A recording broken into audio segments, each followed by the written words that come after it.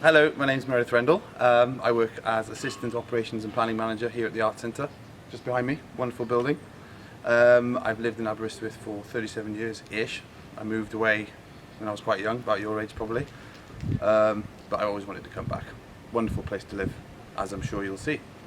So, let me tell you about the Art Centre. It's been here for decades, since the 70s.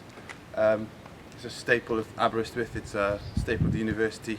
We hold loads of shows here, well, before this pandemic kicked off. We've had comedians in, like Jimmy Carr, Rod Gilbert, James Acaster. We've had shows, I think David Bowie's played here once. We try and cater for everybody's music tastes, everybody's culture tastes, everybody's art tastes. And we really look forward to having you here in the building again.